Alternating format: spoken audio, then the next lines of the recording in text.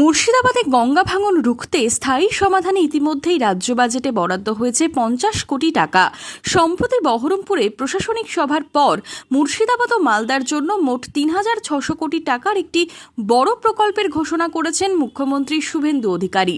এবার মুর্শিদাবাদে গঙ্গা ভাঙন কবলিত এলাকা পরিদর্শন ও সাংসদ, বিধায়ক ও প্রশাসনিক আধিকারিকদের নিয়ে একটি উচ্চ পর্যায়ের বৈঠক করলেন রাজ্যের সেচ দপ্তরের প্রিন্সিপাল সেক্রেটারি রাজেশ কুমার সিনহা।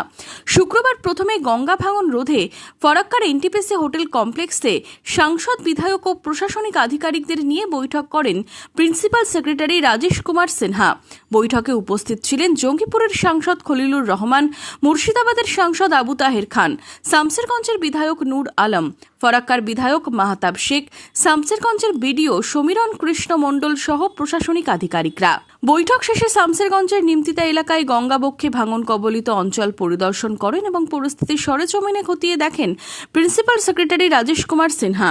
গত 10 জুলাই বহরমপুরে প্রশাসনিক বৈঠক করেন মুখ্যমন্ত্রী। সেদিন তিনি জানিয়েছিলেন মুর্শিদাবাদ ও মালদহের জন্য মোট 3,600 কোটি টাকার একটি বড় প্রকল্প নেওয়া হয়েছে।